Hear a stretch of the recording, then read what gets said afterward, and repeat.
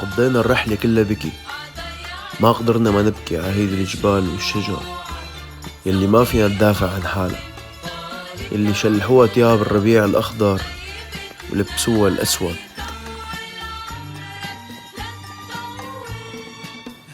للأسف ما قدرت أتصور أكتر من هيك.